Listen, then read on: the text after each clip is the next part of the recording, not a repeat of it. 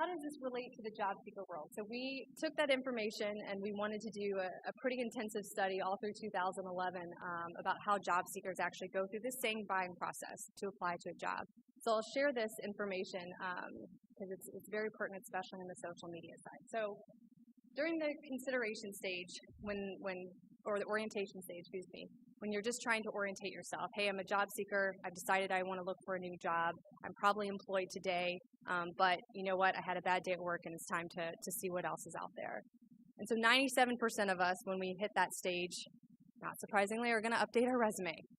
This is the time they're also going to go to LinkedIn and update their profile there and make sure that everything looks nice. All my T's are crossed and my I's are dotted.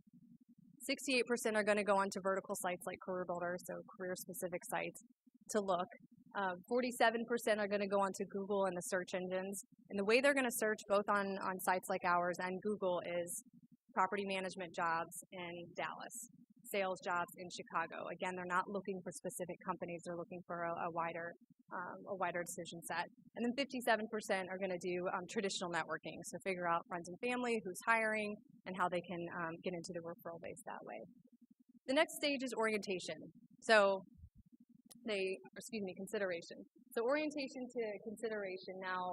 Now that we know who's hiring, by finding the information out there, now we're going to go 92%.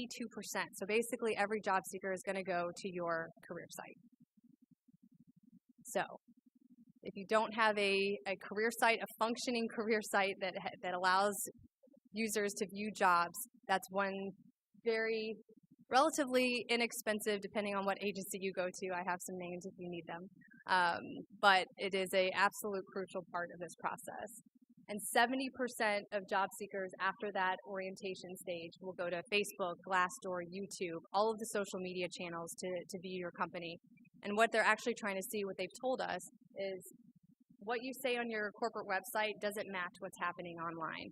Does it match what's happening in the social media sphere? And 58%, which I think is surprising when the unemployment rate is so high, but 58% will actually not even hit that apply button until they go through both those stages, until they look for all of the organizations that are hiring for the specific skill sets that they have.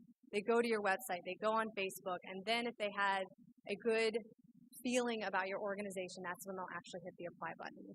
And then this is not the talk for today, but I'll stand on the soapbox for a second. Only 10% of job seekers actually receive a response. Our lives are crazy. We have millions of applications to go through, but there are automated technology processes that you can put in place to make that very simple. And the fact that 90% aren't getting any response at all is really just disheartening for a lot of job seekers out there, especially the unemployed who have been unemployed for at least 2 years. And I think it's something else. This is kind of the ROI back to the business. 70% of job seekers that had a good experience from each of those stages will actually receive their lowest salary requirement. So if they had a good experience from finding your organization to seeing what's being said on social media to looking at your website to obviously the interview and the hiring process, they'll actually take a lower salary requirement.